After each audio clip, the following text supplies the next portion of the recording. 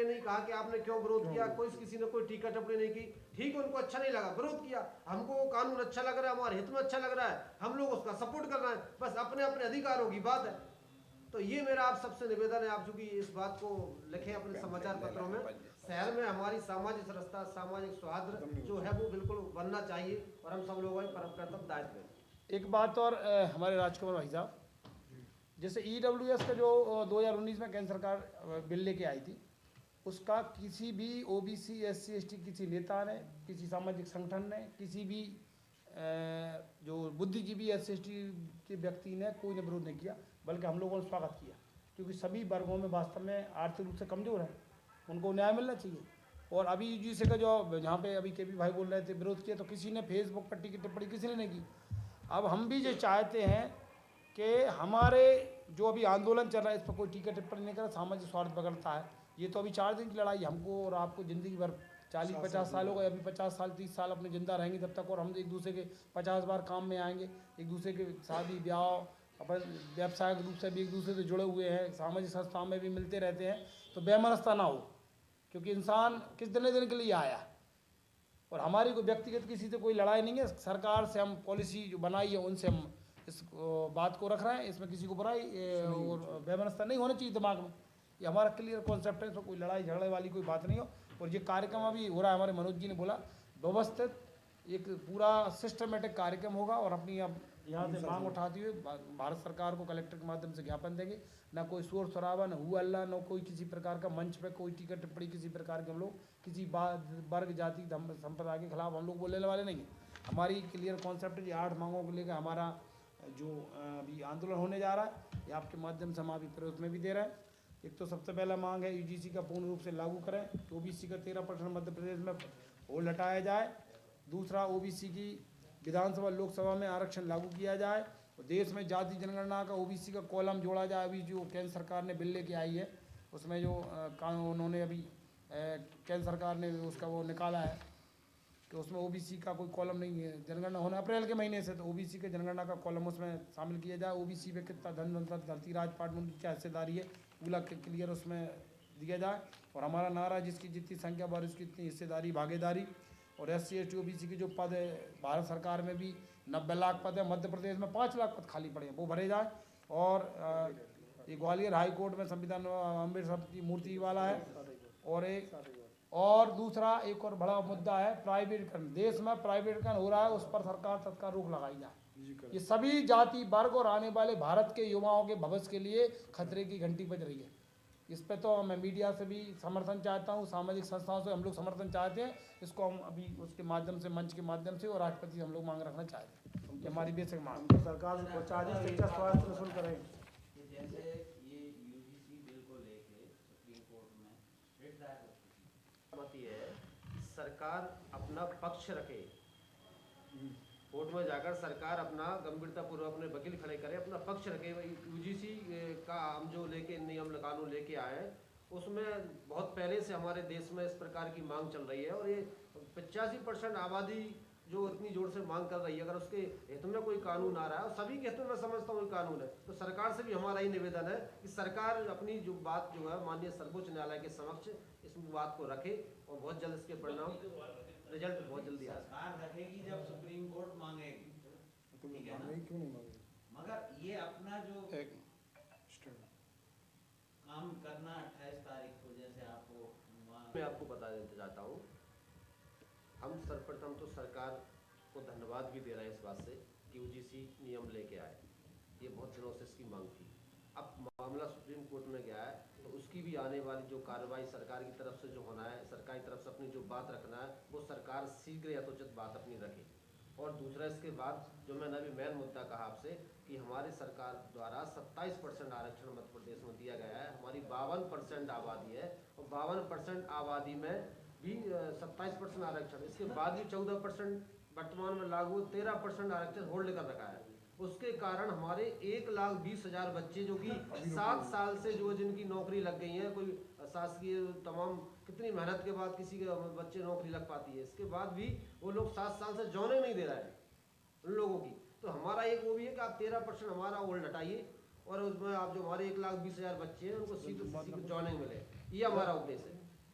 एक हमारा एक और उद्देश्य है, मान लीजिए 100 लोग हैं और 100 रोटी हैं, अब लोग एक एक रोटी सबको बराबर दे दो आप अगर हमारी 52% आबादी है, 85% हम जैसे ओबीसी एससी भाइयों की आबादी है, तो अब 85 का बराबर बराबर आप सबको कर दीजिए आप। अब अगर जैसे आपने कहीं देखा होगा 52% 27 में से भी आप जो है उसमें से भी आपने 13% होल्ड कर रखा है।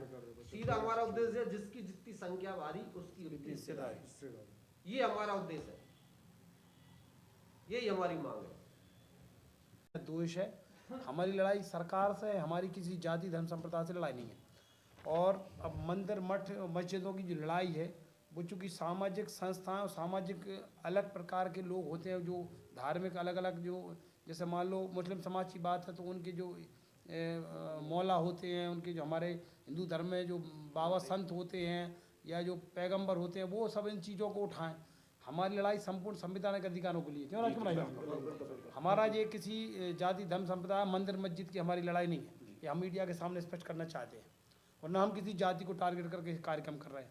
हम मांग कर रहे हैं भारत सरकार के ओबीसी की जनगणना नहीं हुई, जैसे अभी मनोज जी ने बताया, हमारे केपी जी ने बताया कि हमारी संख्या देश में मध्य प्रदेश में कम से कम 54% आबादी मध्य प्रदेश में है, तो अभी हमारा 70% रिजर्वेशन नहीं हो पाया। बीपी मंडल साहब की अनुशंसाओं में 363 सांसद हमारे ओबीसी की सीटें रिजर्व हों, राज्यसभा में सीटें आरक्षित की जाएं, विधानसभा में रामस्वरूप भाई साहब ने बताया विधानसभा में सीटें आरक्षित की जाएं।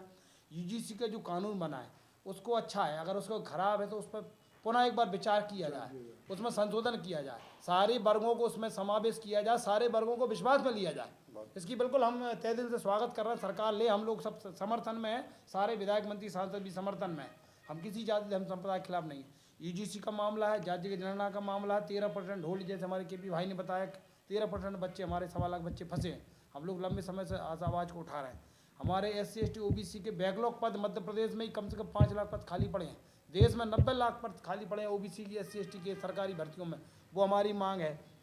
दूसरा एक और मांग है, ये ग्वालियर में एक संविधान अम्बेडकर जी की मूर्ति वाला मामला है, और एक सबसे महत्वपूर्ण मामला है, मैं आप ये सबके हित में है, देश के अंदर प्राइवेटीकरण किया जा रहा है।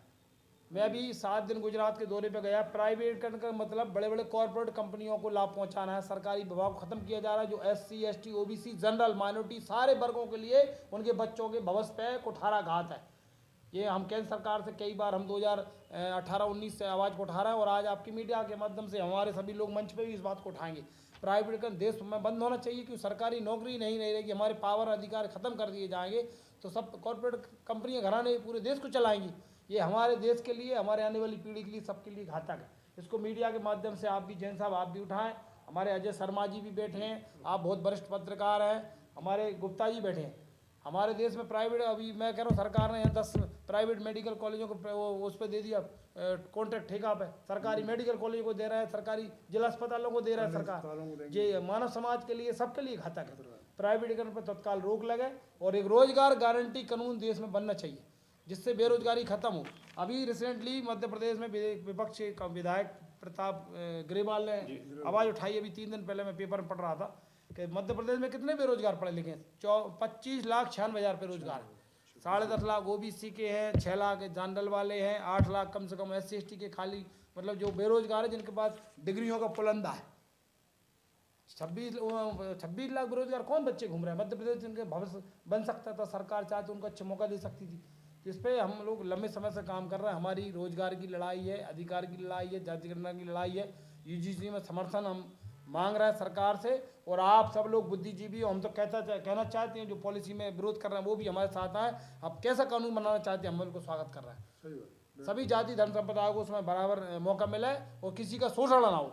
हम इस बात को मीडिया के सामने के माध्यम से, उस दिन हमारे मंच पे भी 10-15 हज़ार लोग रहेंगे, ये मीडिया के सामने हम उस दिन भी इस बात को उठाएंगे।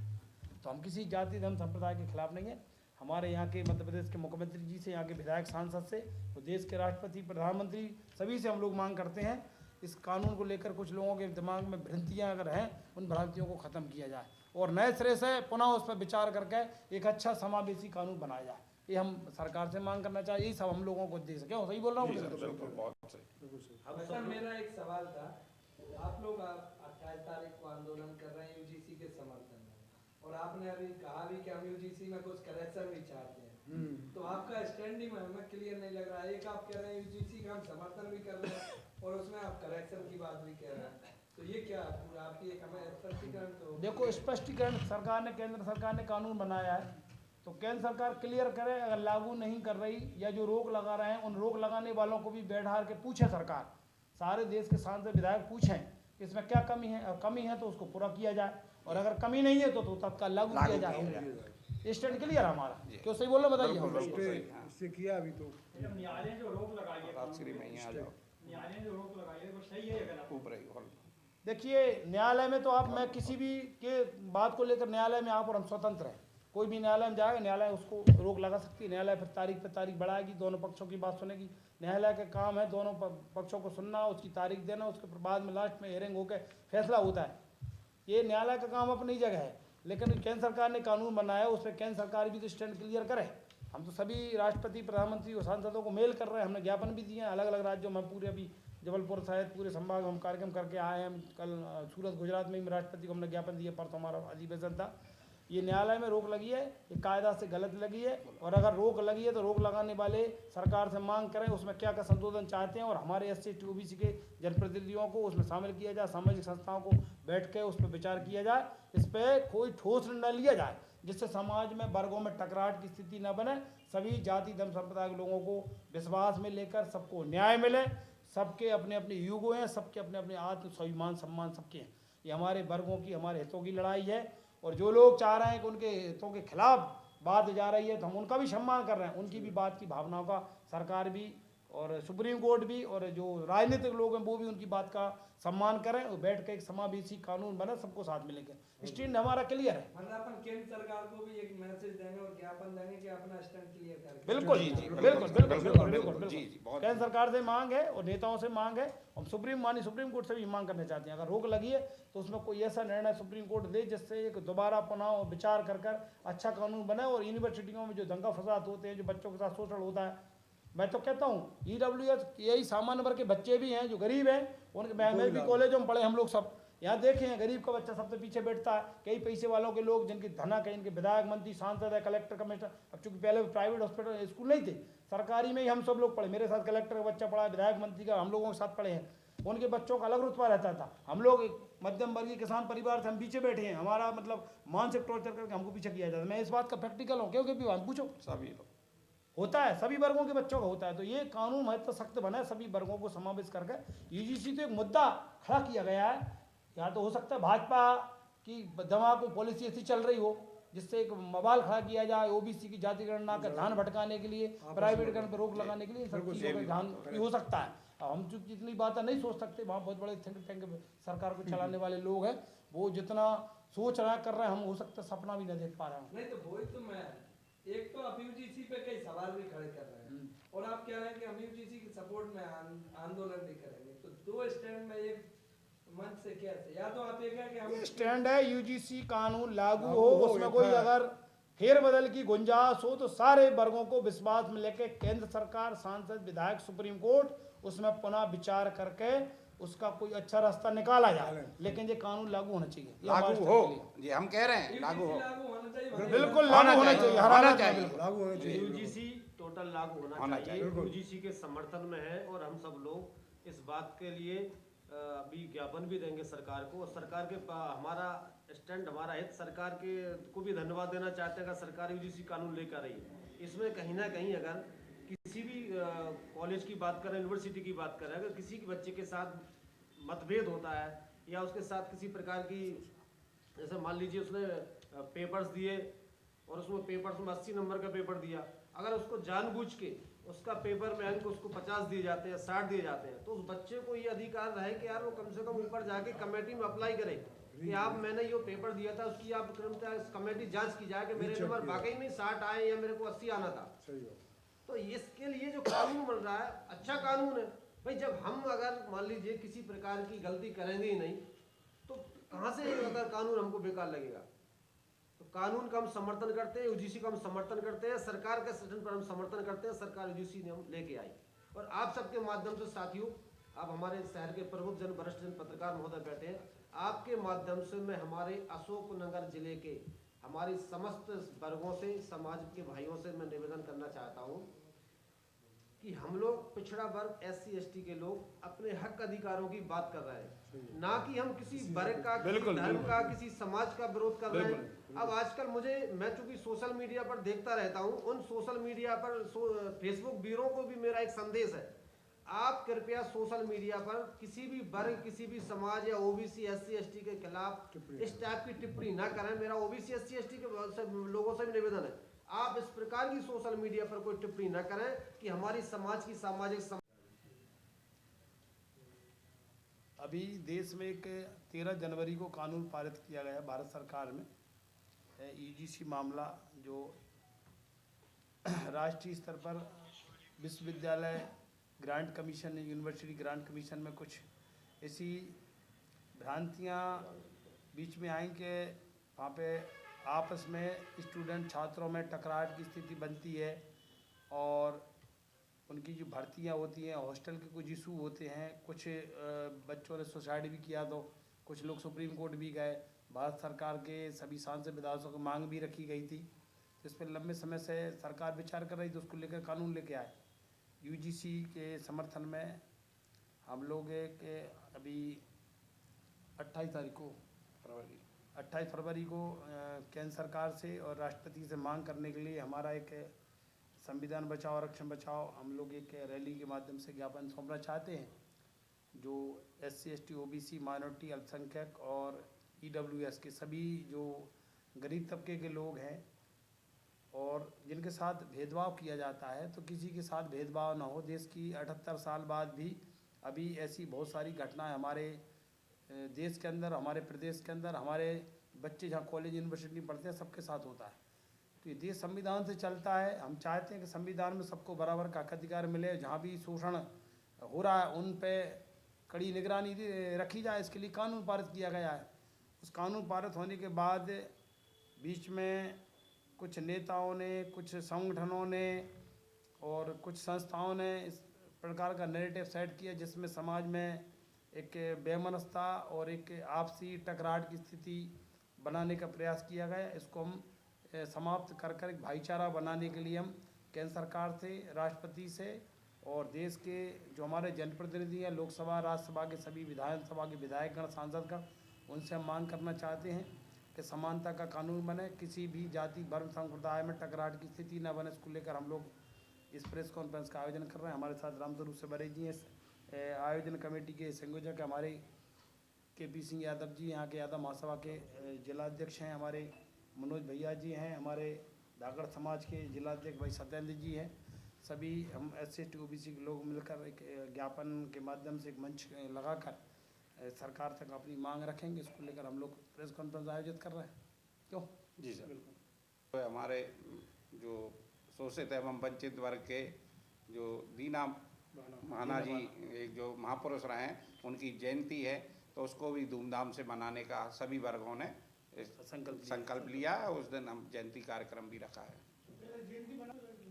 पहले जयंती मनाई जाएगी, सामूहिक कार्यक्रम है, वो सामूहिक कार्यक्रम है जो उसमें एक ही कार्यक्रम है। और दीना भाना साहब हमारे सभी समस्त वर्गों के हमारे महापुरुष रहे, और महापुरुष जो होते हैं वो किसी समाज विशेष के नहीं होते, सभी के होते हैं। उन्होंने जो अपने जीवन में जो रास्ता बताया, उन्होंने शिक्षा की ओर जो ध्यान दिया, उन्होंने जो जिस तरीके से लोगों में आपसी में सामाजिक समरसता के लिए उन्होंने काम किया, तो हमारी सभी समाजों के लिए दीना भाना साहब का बहुत योगदान बहुत ही अतुलनीय है। और आजकल हम लोग क्या है कि हमारे महापुरुषों को धीरे धीरे भूलते जा रहे हैं, उनके बारे में हम लोगों को जानकारी नहीं रहती। तो हम सब लोगों ने संकल्प लिया है, महापुरुष हमारे देश के अंदर जितने भी हमारे महापुरुष रहे हैं, जिन्होंने समाज को जागृत करने का काम किया है, उन सभी की आने वाले समय पर जन्म जयंतियाँ मनाएंगे। जिनकी नहीं मनती उनकी भी मनाएंगे, और जिनकी और बड़ी धूमधाम से मनाएंगे, ऐसा हम लोगों का संकल्प है। और चूँकि यह कार्यक्रम हमारा जो हो रहा है, यह पूरा व्यवस्थित, मर्यादित, अनुशासित कार्यक्रम हो रहा है। हमने सब लोगों को आह्वान किया है, हम अपनी हक अधिकार की बात कर रहे हैं, अपनी मांग कर रहे हैं। और जैसा कि आपने देखा होगा, हमारी OBC SC ST की आबादी करीब 85% है, और इसमें भी अगर OBC की बात करें तो 52% आबादी है। इसके बाद आपने देखा होगा 27% आरक्षण OBC को मिला हुआ था, और उसमें भी 14% अभी मिल रहा है, 13% होल्ड कर रखा है। अब जो 13% आरक्षण होल्ड कर रखा है उसके कारण हमारे 1,20,000 बच्चे आज 7 साल से घर बैठे हैं। अब आप समझिए, जो बच्चे इंटरव्यू निकाल रहे हैं, अपना प्रैक्टिकल निकाल रहे हैं, क्वालिफाई करने के बाद जिनकी नौकरी लग जाती है, कोई पटवारी बन जाता है, कोई तहसीलदार बन जाता है, कोई आपका शिक्षक बन जाता है, और उनकी अभी तक 7 साल से जॉइनिंग नहीं दे रही है सरकार। मतलब आज तक जॉइनिंग नहीं हो पाई है 7 साल से। उन घर परिवारों के बीच में, उन लोगों के बीच में बहुत कई घटनाक्रम हो रहा है। कई लोगों ने ऐसे कदम उठा लिए जो उन लोगों को नहीं उठाना चाहिए था। तो आज हम उन लोगों की आवाज़ उठा रहे हैं और उसमें किसी का नुकसान भी नहीं है। ये हमारा ओबीसी SC ST का जो आंदोलन है, हमारे हक अधिकार के लिए है। इसमें ना तो किसी समाज का विरोध है, ना किसी वर्ग विशेष का विरोध है, क्योंकि हम सनातन धर्म के लोग हैं। हम सनातन धर्म को मानने वाले लोग हैं। वसुदेव कुटुंबकम की भावना के साथ हम आगे बढ़ने वाले लोग हैं। सभी हमारे भाई हैं, आपस में हम सब लोग एक साथ मिलजुल कर रहते हैं। लेकिन जब हमारे हक अधिकार की बात आएगी, वह हम अपने हक अधिकार के लिए एकत्रित होकर सरकार से हम इन सब चीज़ों पर मांग कर रहे हैं। रहेगा आपका किस प्रकार का रहेगा, क्या तैयारी? ये जो है हमारा सुबह 11 बजे सर्वप्रथम हम दीना वाना साहब के उस पर चित्र पर माल्यार्पण करेंगे, उनकी जयंती की शुरुआत करेंगे। तो 15-20 मिनट में हमारा ये कार्यक्रम रहेगा। इसके बाद सभी हमारे जो बुद्धिजीवी वर्ग हैं, पिछड़े वर्ग के, OBC वर्ग के, वो सभी लोग हमारे पदाधिकारी अपनी अपनी बात को रखेंगे। और इसमें जो है लोकसभा और विधानसभा में पिछड़े वर्ग की पूरे प्रदेश में और देश में 52% आबादी होते हुए भी एक भी विधायक पिछड़े वर्ग का आरक्षित नहीं है। एक भी लोकसभा सांसद पिछड़े वर्ग का आरक्षित नहीं है पूरे देश में। ये हम मांग उसमें बहुत ही जोर से हमारी रखी जाएगी कि हमारे विधायकों के लिए रिजर्वेशन दिया जाए विधानसभा में। जयंती किस जगह मनाई जाएगी और रैली कहाँ से करनी भाई विमानों के चबूतरा पर जयंती कार्यक्रम रखा गया है, जो मंच है जो हमारा पास में, और वहीं से जो है फिर हम रैली के रूप में कलेक्ट्रेट जाकर ज्ञापन देंगे सभी लोग। और ये एक सबसे महत्वपूर्ण जो मांग आप लोगों को, बहुत लोगों को पता नहीं है, पूरे प्रदेश में एक भी विधायक पिछड़े वर्ग का नहीं बनता और एक भी सांसद पिछड़े वर्ग से नहीं बनता। ये सबसे बड़ी मांग, इसको हमने और उसमें जोड़ा हुआ है कि हमारे वर्ग के हिसाब से जो 52% हम लोग हैं और हमारा एक भी विधायक और सांसद नहीं बनता, तो हमारे हितों की रक्षा कौन करता होगा विधानसभा में और लोकसभा में, ये आप बता सकते हो साहब। ये हम चाहते हैं कि हमारे वर्ग से भी निर्वाचित होकर सदस्य जाएं, विधानसभा सदस्य जाएं, लोकसभा सदस्य जाएं, ताकि वो हमारे हितों की रक्षा कर सकें और हमारे अनुरूप हमारे बच्चों के भविष्य के लिए, हमारे भविष्य के लिए वो कानून निर्माता बने। ये कुछ सीट आरक्षित करवाना चाहते हैं? एक भी सीट नहीं। हाँ भैया, क्या है कि जब रिजर्वेशन लागू हुआ था तो SC ST को तो रिजर्वेशन मिला था, लेकिन OBC के लिए राजनीतिक रूप से किसी प्रकार का आरक्षण नहीं दिया गया। हाँ, निकाय चुनाव में आरक्षण है, लेकिन राजनीतिक रूप से विधानसभा, लोकसभा, राज्यसभा में पिछड़ा वर्ग के लिए रिजर्वेशन नहीं है, जो कि होना चाहिए। क्योंकि हमारा कार्यक्रम जो है ना, गांव स्तर से हम लोग कर रहे हैं और क्षेत्र से जो पूरे अभी हमारे जो समाज के साथी हैं, चाहे SC ST OBC वर्ग के, वो भी क्षेत्र में ही है और लोगों से जनसंपर्क करके उस कार्यक्रम के लिए इकट्ठे होकर आएंगे। और ये बहुत शांतिपूर्ण तरीके से आंदोलन होगा, इसमें सभी वर्गों का समावेश है और किसी का कोई विरोध नहीं है। हमारा ये सरकार से स्पष्ट मांग है कि जिसकी जो जनसंख्या है, तो जनसंख्या के अनुपात में हमको रिजर्वेशन दिया जाए, उसी के अनुपात में हमको राजनीतिक रिजर्वेशन दिया जाए। बाकी हमारी सरकार से अन्य किसी प्रकार की कोई मांग नहीं है। इसमें ये भी महत्वपूर्ण रहेगा जो UGC वाला है, उसका समर्थन है आप लोगों को? बिल्कुल बिल्कुल, क्योंकि सरकार के बहुत सारे जो फैसले हैं, कुछ फैसले सरकार के अच्छे भी होते हैं, कुछ बुरे भी होते हैं। जो अच्छा फैसला है, सरकार ने सोचा कि ये जो UGC के माध्यम से हम SC ST OBC के तबके को, जिनका बहुत समय से शोषण हो रहा है, इनको मौका भी नहीं मिल पा रहा। आप अगर मंडल कमीशन की रिपोर्ट देखेंगे तो उसमें अभी तक जो उस समय जो जनगणना हुई थी BP मंडल साहब के समय में, उस समय में जो जनगणना हुई थी, अभी भी आप देखेंगे तो आप किसी भी सरकारी दफ्तर विभाग में जाओगे तो OBC की जनसंख्या, मतलब प्रतिनिधित्व आरक्षण रिजर्वेशन के रूप में भी देख लो, चाहे राजनीतिक के रूप में भी देख लो, तो बहुत कम मिलेगा, ना के बराबर। इस कार्यक्रम में कितने लोग शामिल होंगे? ये तो लगभग 15 से 20 हज़ार लोगों का हमारा लक्ष्य है। पूरे जिले में हर समाज के पदाधिकारी जा रहे हैं, लोगों के बीच में जाकर बात को रख रहे हैं और सभी वर्ग से लोग सामूहिक रूप से एकत्रित होंगे। उसमें हमारे कुछ वरिष्ठ जन भी बाहर से पधार रहे हैं, चीफ गेस्ट हैं, उनका हम आपको नाम डिस्क्लोज कर देंगे, ठीक है ना। करीला माता मंदिर को लेकर भी हाँ उसको भी साहब, हाँ एक ये बात और रह गई करीला देखिए क्या है एक्चुअल में, थोड़ा अब आप लोग हम लोग जिले के लोग हैं, हमारे अभी राजकुमार लोधी जी भी बैठे, लोधी समाज के धाकड़ जी बैठे हैं, और आप भी हमारे ही भाई हैं।